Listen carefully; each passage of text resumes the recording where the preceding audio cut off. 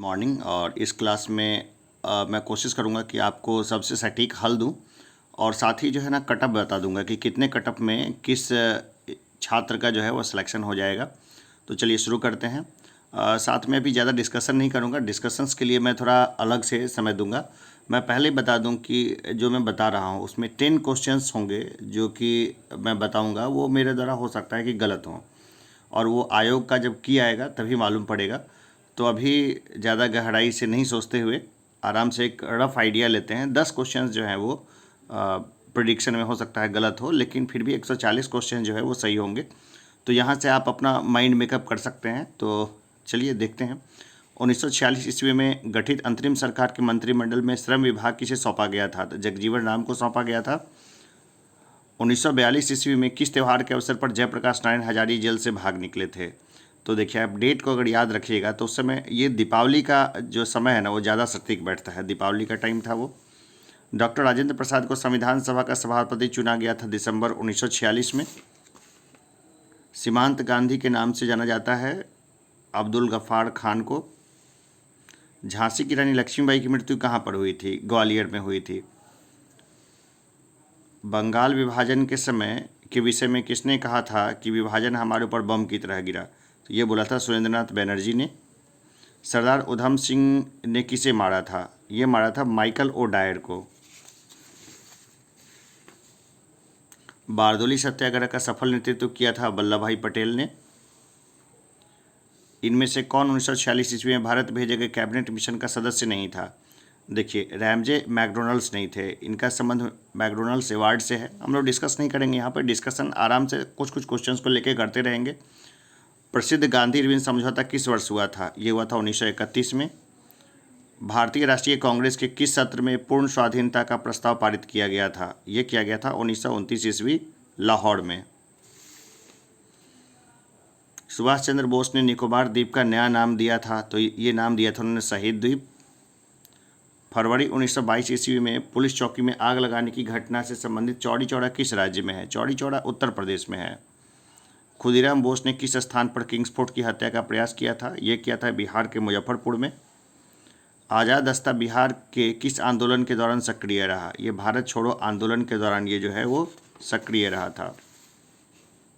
100 और 500 के बीच कितनी संख्याएं 4, 5 और 6 से विभाज्य होंगी? वो तीनों को गुना करके और आराम से उसका निकाल सकते हैं। 7 आंसर आना चाहिए उसका। 70 किलोग्राम के मिश्रण में बालू और सीमेंट का अनुपात 4:1 है। मिश्रण में कितना बालू मिला दिया जाए कि उसमें बालू और सीमेंट का अनुपात 6 हो जाए? तो देखिए, इसका होगा 28 किलोग्राम। ऐसे भी निकाल सकते थे, काफ़ी टाइम भी था एग्जाम में। 25% की देखिए 150 प्रति दर्जन की दर से संतरे बेचने पर शशि को 25% की हानि होती है। 20% का लाभ पाने के लिए उन्हें किस दर से बेचना चाहिए? 240 प्रति दर्जन से बेचना चाहिए। एक समचतुर्भुज के विकर्णों की लंबाई 10 सेंटीमीटर और 24 सेंटीमीटर है। इसका परिमाप 52 सेंटीमीटर इसका परिमाप हो जाएगा। 140 मीटर लंबी रेलगाड़ी 60 किलोमीटर घंटा की चाल से जा रही है। एक कुत्ता उसी दिशा में रेलगाड़ी के समानांतर 18 किलोमीटर घंटा की चाल से दौड़ रहा है। रेलगाड़ी कुत्ते को पार कर लेगी, 12 सेकंड में पार कर लेगी। सिंपल है, आप इसको खुद भी करके देख सकते हैं। वैसे मैं कराऊंगा क्लासेस में। एक घड़ी सुबह ठीक 6 बजे सेट की जाती है। यह घड़ी 24 घंटे में 10 मिनट आगे बढ़ जाती है। जब दूसरे दिन यह घड़ी 11 बजे पूर्वाह्न इंगित करती है तो सही समय क्या होगा? तो देखिए, ये 10:48 हो जाएगा। ये समझिए तो रिपीटेड क्वेश्चन है ये। 5 और 6 के बीच किस समय घड़ी की दोनों सुइयाँ एक साथ होगी? एक फॉर्मूला होता है 30H वाला, उसके अनुसार 5:27 3/11 हो जाएगा इसका। अनिल और सुमन मिलकर किसी काम को 12 दिनों में कर सकते हैं, जिसे अनिल अकेला 20 दिनों में कर सकता है। यदि सुमन को अकेले यह काम करना पड़े तो वह लेगा 30 दिन लेगा वो। 55 विद्यार्थियों की कक्षा में 34 को क्रिकेट खेलना पसंद है और 26 को बैडमिंटन खेलना पसंद है। साथ ही प्रत्येक विद्यार्थी 2 खेलों में से कम एक खेल खेलना पसंद करते हैं। कितने विद्यार्थी क्रिकेट और बैडमिंटन दोनों खेलना पसंद करते हैं? तो देखिए, 5 हो जाएगा इसका उत्तर। वे प्राकृतिक संख्याएं कौन सी हैं जिनका गुणनफल 2400 है और जिनके वर्गों का योग 5200 है? तो 60 और 40 को करके देख लीजिए, सिंपल है ये। पौधे अपना पोषक तत्व मुख्यतः किससे प्राप्त करते हैं? तो पौधे मृदा से यानी मिट्टी से ही प्राप्त करते हैं अपना पोषक तत्व। पाइन, फर, स्प्रूस, सेडार, लार्च एवं साइप्रस आदि मशहूर लकड़ी उत्पादक पौधों में से बहुत से भारत के पहाड़ी क्षेत्रों में पाए जाते हैं। ये सभी क्या कहलाते हैं? तो देखिए ये सभी जो कहलाते हैं अनावृत बीजी कहलाते हैं। वैसे इसका उत्तर भी आने दीजिए कि एक बार आने दीजिए ऑफिशियल। निम्न जोड़ों में से कौन सा जोड़ा सही सुमेलित है? तो मलेरिया का क्लोरोक्वीन जो है ये सही सुमेलित है, मलेरिया का क्लोरोक्वीन। लाल रक्त कणिका विहीन जंतु है तो यह है केचुआ। कार्बोहाइड्रेट के अपघटनोपरांत अंतिम रूप से क्या बनता है? तो माल्टोज बन जाता है वो। अधिकतर एंजाइम होते हैं तो प्रोटीन होते हैं अधिकतर एंजाइम। किस वैज्ञानिक चिकित्सक ने पहली बार टीकाकरण की शुरुआत की थी? तो ये किया था एडवर्ड जेनर ने। वैज्ञानिक और चिकित्सक अगल में दिया हो गया है, एडवर्ड जेनर होंगे ये।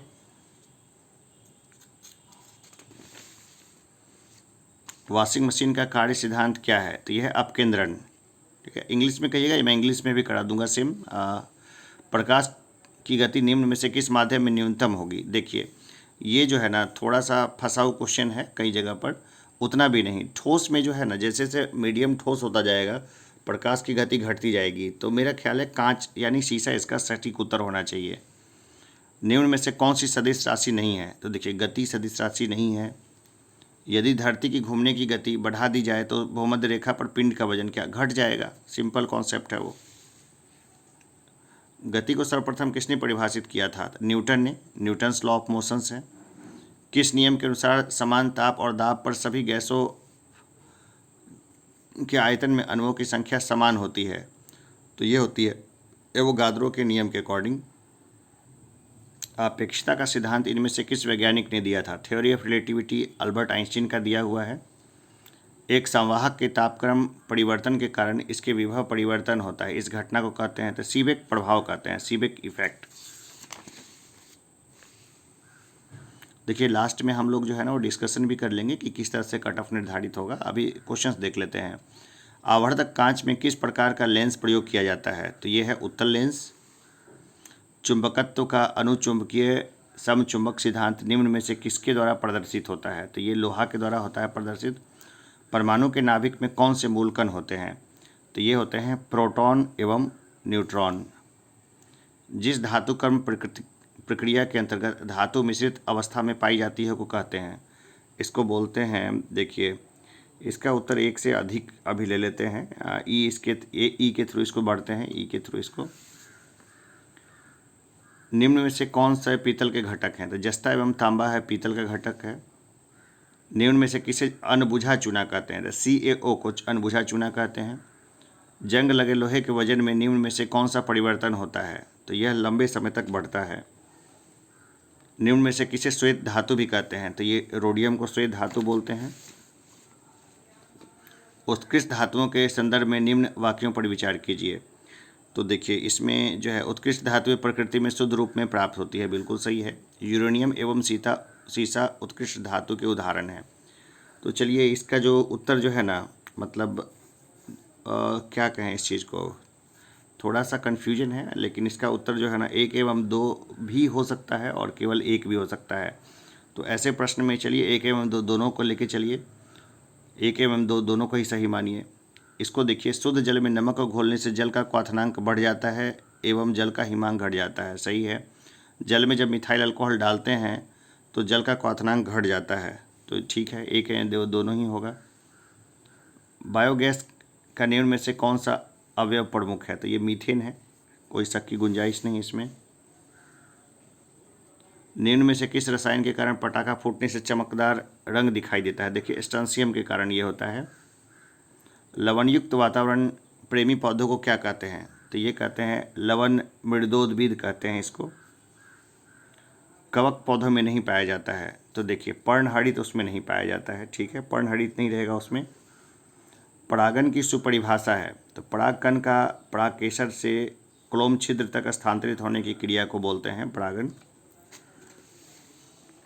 अब देखिए इसको सुमिलित करना था, है ना। सुमिलित, मुझे लगता है ये सुमेलन जो 56 नंबर क्वेश्चन का है वो सबसे आसान है। देखिए बिहार के राज्यपाल हैं फागू चौहान, बिहार के मुख्य न्यायाधीश हैं वो श्री संजय करोल हैं, बिहार के मुख्यमंत्री हैं नीतीश कुमार, और बिहार के मुख्य चुनाव अधिकारी जो होंगे वो जो बचे वही हो जाएंगे श्री HR श्रीनिवास। और इसका उत्तर जो है ना डी, इसका उत्तर जो है अगर की को मिला रहे हैं तो डी इसका उत्तर होगा। बिहार में ऑपरेशन प्रहार संबंधित है। देखिए ये शराबबंदी से तो संबंधित है ही, लेकिन साथ में और जगहों पर भी इसका जो नाम आ रहा था, तो इसका ई के थ्रू अगर इसको जाएं तो बुरा नहीं होगा। वैसे असल में की से ही मालूम पड़ेगा। बिहार के ऋतिक आनंद ने ब्राज़ील में आयोजित 24वें समर डेफ बैडमिंटन ओलंपिक में भारत के लिए कौन सा पदक जीता? स्वर्ण पदक जीता है उन्होंने। हाल ही में बिहार में किस स्थान पर उत्तर भारत का पहला बर्ड रिंग स्टेशन खोला गया है? भागलपुर में खोला गया। निम्न में से किसने बिहार में गिद्ध संरक्षण योजना शुरू की है? तो वाल्मीकि टाइगर रिजर्व ने इसको शुरू किया है। सुनंदरी कार्यक्रम संबंधित है, यह आंगनबाड़ी कार्यकर्ताओं से ये संबंधित है। जुलाई 2022 में किस देश के पूर्व प्रधानमंत्री शिंजो आबे की चुनाव अभियान के दौरान गोली मारकर हत्या कर दी गई? तो ये जापान की। संयुक्त राष्ट्र महासभा ने बहुभाषावाद पर एक भारत प्रायोजित प्रस्ताव अपनाया है, जिसे पहली बार किस भाषा का उल्लेख किया गया है? हिंदी का उल्लेख किया गया उसमें। यूक्रेन में रूस के सैन्य अभियानों पर चर्चा करने के लिए महासभा के आपातकालीन सत्र की अध्यक्षता किसने की? ये की थी, देखिए शाहिद अब्दुल्ला शाहिद ने किया था। इसको न्यूज़ में काफ़ी था ये छाया हुआ। भारत ने फरवरी 2022 में युद्ध प्रभावित यूक्रेन से भारतीयों को लाने के लिए किस मिशन के तहत लोगों को निकाला था? ऑपरेशन गंगा।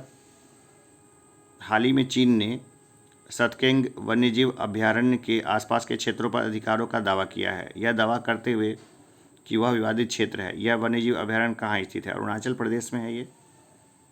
2023 में G20 शिखर सम्मेलन की मेजबानी के लिए भारत ने किस राज्य या केंद्र शासित प्रदेश को चुना है? दिल्ली को ही चुना है उन्होंने, भारत ने अभी।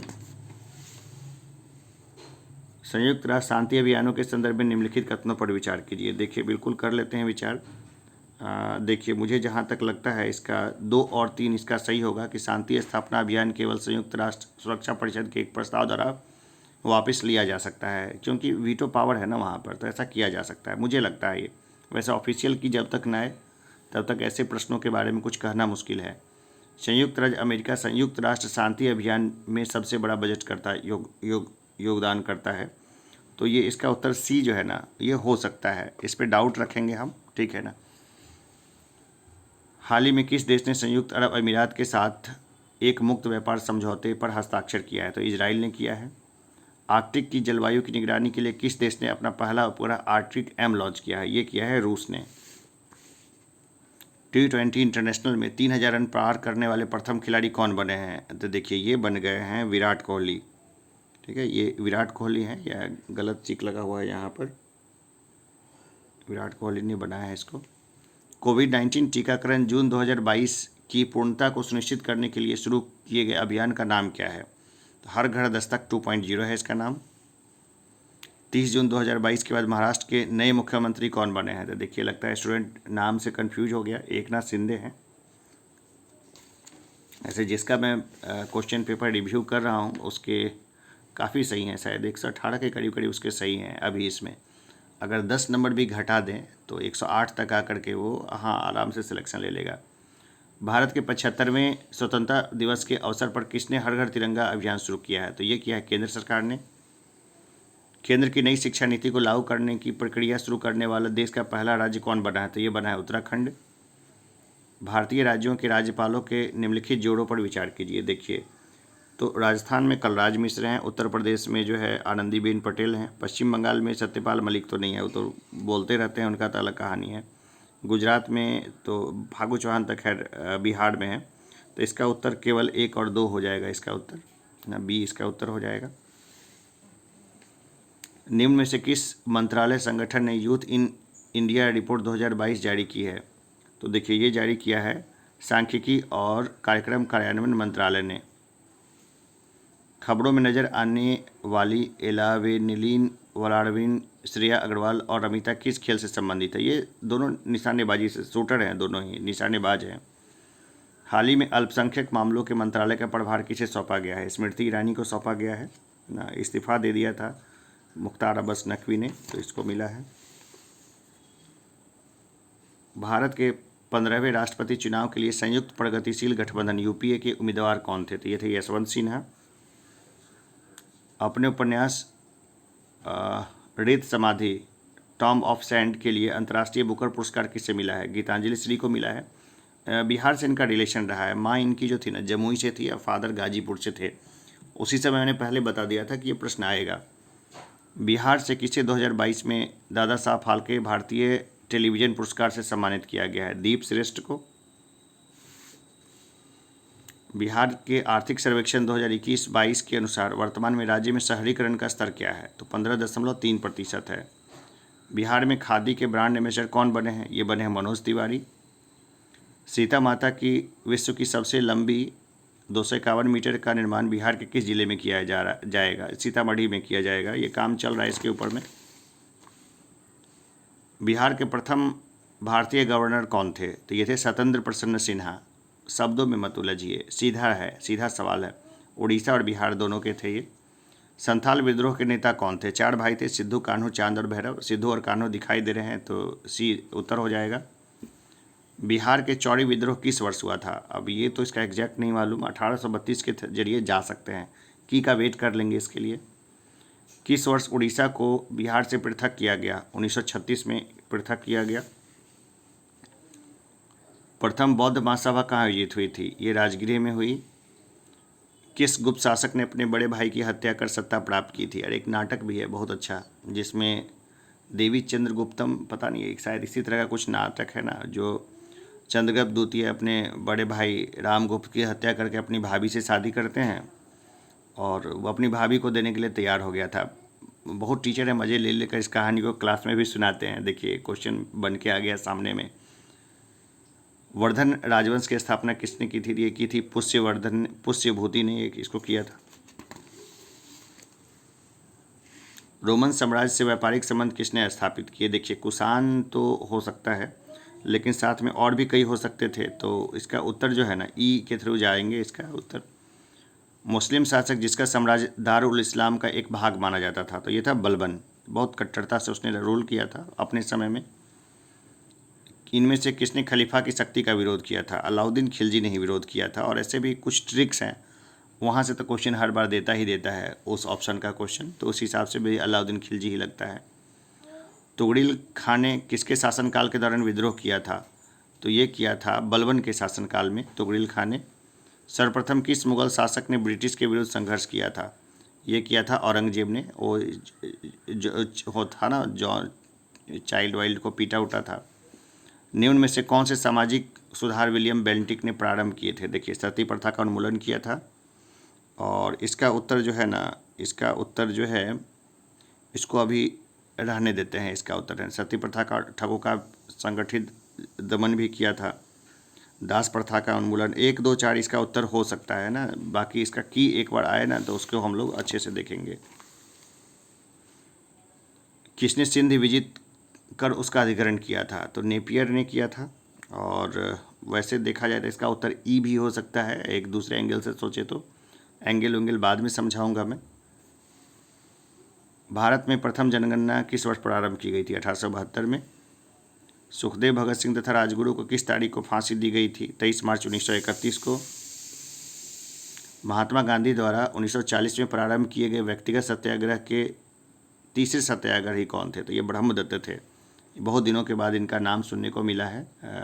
शायद ही किसी ने 1-2 बार से ज़्यादा कभी इसको देखा भी होगा। भारत छोड़ो आंदोलन के दौरान खुफिया रेडियो किसने प्रारंभ किया था? ये उषा मेहता ने प्रारंभ किया था इसको। मगध शासक बिंबिसार का चिकित्सक कौन था? तो ये था जीवक। बिहार में तुर्क सत्ता का वास्तविक संस्थापक कौन था? तो ये था इब्न बख्तियार खिलजी। बिहार का शोक भाई कोसी नदी को कहा जाता है। बिहार के किस जिले में तिलहाड़ा कुंड जलप्रपात अवस्थित है? यह कैमूर में है तिलहाड़ा प्रपात।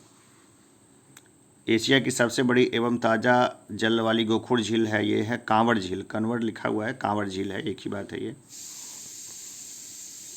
बिहार के किस जिले में सबसे अधिक सोने का भंडार मिला है? ये मिला है जमुई में। बिहार के किस जिले को सिल्क सिटी के नाम से जाना जाता है? भागलपुर को। भारत की जनगणना 2011 के अनुसार बिहार में महिला साक्षरता दर क्या है? 51.5% है ये। सौरमंडल का प्रधान आकाशीय पिंड कौन सा है? जाहिर सी बात है बाई डिफ़ॉल्ट सूर्य ही होगा। पृथ्वी की आंतरिक परत निफे के निर्माण में किन तत्वों की प्रचुरता है? तो निकेल और फेरस। फेरम लिखा हुआ है, एक ही बात है, निकेल और फेरम हो जाएगा यहाँ। भौगोलिक अपर्दन चक्र की संकल्पना इनमें से किसने प्रस्तुत की थी? तो WM डेविस ने की थी। गरजने वाली चालीसा, कुर्द पचासा, चीखने वाली साठा पवने पृथ्वी के किस गोलार्ध में चलती है? ये चलती है दक्षिणी गोलार्ध में। सरगैसो सागर एक हिस्सा है, तो देखिए आर्कटिक महासागर का ये हिस्सा है सरगैसो सागर, चर्चा में आ गया था। भारत और चीन के बीच सीमा रेखा को क्या कहा जाता है? मैकमोहन रेखा कहा जाता है इसको। राजस्थान में बहुत कम वर्षा होती है, क्योंकि देखिए सीधा सा है, इसमें भी बहुत लोग उलझाने वाली बात कर सकते हैं, लेकिन जो ए उत्तर है ना कि हवाएं किसी प्रकार की बाधाओं को पार नहीं करती, जिसके कारण ठंडा होने के लिए आवश्यक ऊंचाई नहीं प्राप्त होती है। जो अरावली पहाड़ी है, हाइट छोटी है उसकी, तो इसके कारण जो है बारिश नहीं हो पाती है, कम होती है बारिश। निम्न कथनों पर विचार कीजिए। देखिए तीनों सही है कि भारत में बाघ परियोजना 1973 में चालू की गई थी। वर्ष 2022 में राष्ट्रीय जैव विविधता दिवस मनाया गया, जिसकी विषय वस्तु सभी जीवन के लिए एक साझा भविष्य का निर्माण है, और बाघ परियोजना बाघों को संरक्षण करने का एक कार्यक्रम है। तो 1, 2, 3 इसका उत्तर हो जाएगा। करेवा किस प्रकार की खेती के लिए प्रसिद्ध है? तो ये केसर के लिए करेवा मिट्टी का इस्तेमाल होता है। भारत का कौन सा राज्य थोडियम उत्पादन में अग्रणी है? देखिए केरल है। अखबारी कागज निम्न में से किस स्थान पर अवस्थित है? उद्योग इसका, तो यह है नेपानगर में। भारत में प्रथम कोयला खान कहाँ खोदी गई थी? झड़िया में खोदी गई थी ये, और कई लोग और भी नाम बता सकते हैं, कई लोगों ने रानीगंज भी बताया है, तो चलिए इसमें कंफ्यूज नहीं होंगे, अब तक की आएगा तो पता चलेगा। भारत की जनगणना 2011 के अनुसार सबसे अधिक अनुसूचित जनजाति कौन है? तो भील है। 30% सभी जनजातियों में इनका स्थान है। बिहार राज्य का कुल भौगोलिक क्षेत्रफल 94,163 वर्ग किलोमीटर। एकदम सीधा डेटा पूछा है, जो कई लोग तो एकदम रटे हुए होते हैं इसको। स्वतंत्र भारत के प्रथम विधि आयोग के अध्यक्ष कौन थे? तो श्री MC शीतलवाड़ थे ये। भारत में यदि एक राज्य का चुनाव लागू किया जाता है तो भारतीय संविधान के किस अनुच्छेद में संशोधन की आवश्यकता होगी? तो अनुच्छेद 246 में। किस राज्य में पंचायत व्यवस्था नहीं है? तो देखिए पंचायत व्यवस्था जो है ना, उत्तर भारत के कई राज्यों में नहीं है, तो इसका उत्तर ई ज़्यादा सही सटीक रहेगा। प्रत्येक राज्य में लोकसभा की सीटों का निर्धारण परिसीमन आयोग द्वारा किया जाता है। इस परिसीमन को किस वर्ष तक रोक दिया गया है? 2026 तक इसको रोक दिया गया है। सर्वोच्च न्यायालय एक, देखिए सिविल न्यायालय है, संघीय न्यायालय है, मानव अधिकारों का संरक्षक है, संविधान का अंतिम विवेचक है। ई उत्तर इसका सही रहेगा। शहरीकरण के बढ़ते स्तर के अनुसार बिहार के निम्न जिलों का सही क्रम चुनिए। तो देखिए पहले नालंदा से ज़्यादा, इसमें सबसे संकलित पटना है, उससे थोड़ा कम मुंगेर, फिर नालंदा। द्वितीय वर्ष 2022-23 के लिए राजकोषीय घाटा बिहार के GDP का 3.4% होने का अनुमान है। वह विकल्प चुनिए जो 7 निश्चय 2 योजना का हिस्सा नहीं है। तो सभी के लिए वायु मार्ग, ये तो नहीं है मामला। ये प्रति व्यक्ति आय के अवरोही क्रम में बिहार राज्य के जिलों का सही क्रम चुनिए। तो देखिए सबसे कम कमाई है शिवहर का, शिवहर का सबसे कम कमाई है, फिर अररिया का, फिर पूर्वी चंपारण का, किशनगंज का, फिर नवादा का ठीक ठाक कमाई है, फिर कम किशनगंज, फिर पूर्वी चंपारण, फिर अररिया, फिर शिवहर। ये बिहार सरकार का जो डेटा है ना, वहीं से लिया गया सवाल है सीधा। NSO के 68वें दौर के आधार पर गरीबी अनुमानों के बारे में कौन सा कथन सत्य नहीं है? तो देखिए भारत की 33.35% जनसंख्या गरीबी रेखा के नीचे जीवन यापन करती है, ये सही नहीं है। निम्न में से कौन सा भारत में सूक्ष्म उद्योग को आंशिक रूप से परिभाषित करता है? तो देखिए वार्षिक टर्नओवर 15 करोड़ से अधिक नहीं, ये करता है। प्रधानमंत्री कृषि सिंचाई योजना के बारे में निम्न में से कौन सा गलत है? तो जल भृतों का पुनर्भरण में वृद्धि, ये वाला मामला नहीं होगा। आगे देखते हैं हम लोग, जो भंडारी समिति किससे संबंधित है? तो देखिए भंडारी संबंधी जो है ना, ये क्षेत्रीय ग्रामीण बैंकों की पुनर्संरचना से संबंधित है। निम्न में से कौन सा ये हो गया, राष्ट्रीय पेंशन योजना से संबंधित सही कथन चुनिए। तो देखिए इसका उत्तर जो होगा ना, 1 से अधिक हो जाएगा। आप इसको ऐसे भी चुन के देखिएगा तो 1 से अधिक सटीक बैठेगा। बाकी की आने दीजिए एक बार। निम्न में से कौन सा भारत के बजट 2022-23 की प्राथमिकताओं में सम्मिलित नहीं है?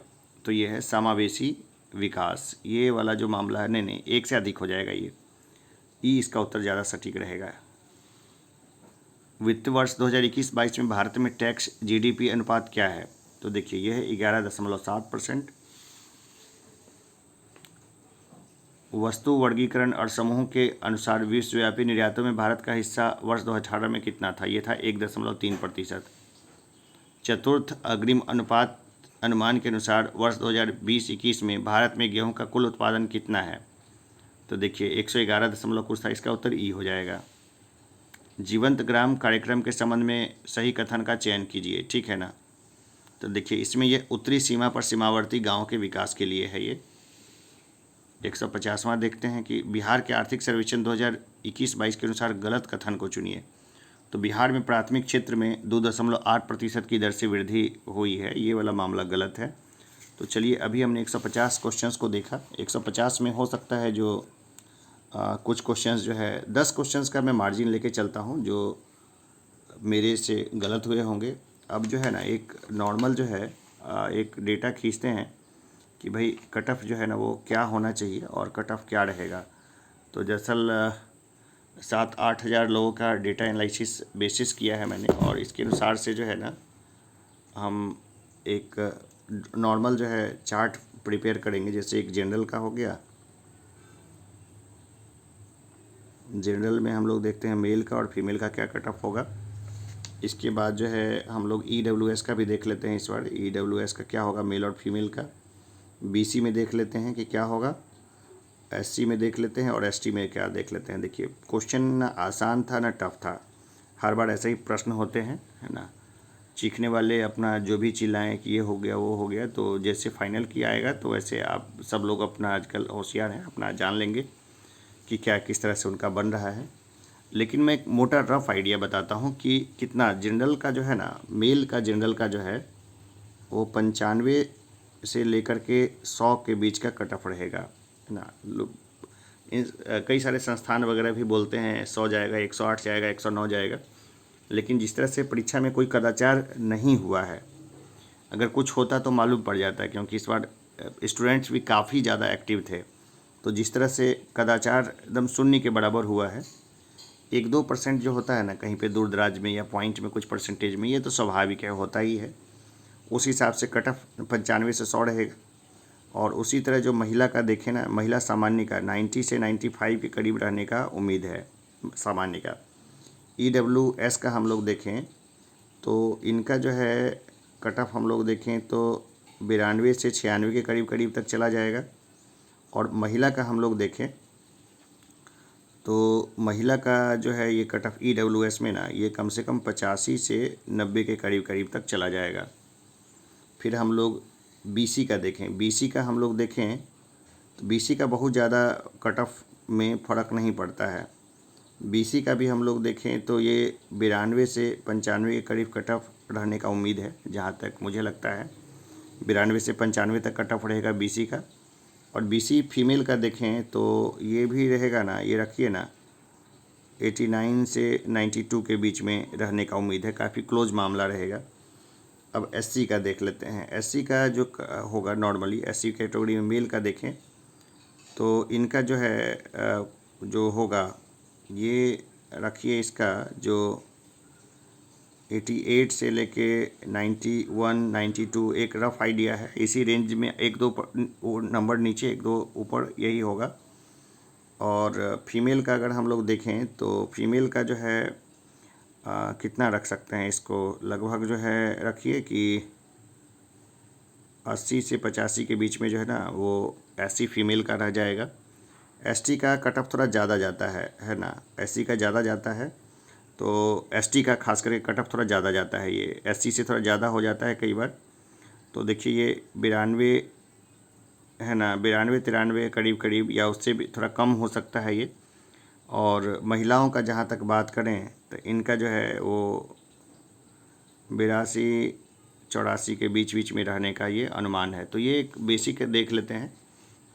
तो मैंने जो कट ऑफ अपने अकॉर्डिंग निकाला है और जो बात करके निकाला है लोगों से, जो सीरियस एस्पिरेंट हैं जो तैयारी करते हैं, मैंने उन्हीं से बातचीत की है, उन्हीं के अकॉर्डिंग डेटा लिया है। क्वेश्चन ना टफ था ना हार्ड था, क्वेश्चन जैसा होता है नॉर्मली उसी तरह का प्रश्न होता है। तो प्रश्न की प्रकृति ऐसी थी कि जिन्होंने बहुत अच्छा घोटा मारा हुआ है वो उनको थोड़ा सा समय बच गया और मैथमेटिक्स के क्वेश्चंस बहुत इजी आ गए। तो 10 नंबर मैथमेटिक्स के क्वेश्चंस को मैं मान के चलता हूँ कि जो भी थोड़े से गंभीर पाठक हैं, जो थोड़ा गंभीरता से पढ़ते हैं, मेंस के लिए भी साथ तैयारी करते हैं, तो उन्होंने ज़रूर इसको किया होगा स्टेट के अकॉर्डिंग। इस हिसाब से वो जो कट ऑफ है वो थोड़ा सा आगे निकल गया। अगर मैथमेटिक्स के क्वेश्चंस अगर हार्ड होते, बहुत ज़्यादा हार्ड होते, तो कट ऑफ जो होता ना थोड़ा और कम हो जाता। लेकिन चूँकि मैथमेटिक्स लगभग जितने समझदार विद्यार्थी थे उन्होंने बना दिए, इसलिए कट ऑफ थोड़ा सा आगे जाने का उम्मीद है। लेकिन जब भी होगा ना, कभी भी सामान्य का कट ऑफ है ना 100 से ऊपर नहीं जाएगा। आप देखिएगा 100 से ऊपर तब जाता है जब पेपर में कहीं लीक हो, या जैसे 66 था तो पेपर लीक था, 97 तक जाके ये मामला ख़त्म हो जाएगा, या हार्डली 100 तक जाएगा सामान्य का। महिला का भी देखिए तो 90 से 95 तक ही जाएगा सामान्य में। EWS या 92 से 96 ये मैक्सिमम है ना, 96 तक तो नहीं जाना चाहिए। और 85 से 90 के करीब करीब महिला का। BC का 92 से 95 मैंने बहुत बता दिया है ना। 89 to 92 जाएगा महिला का।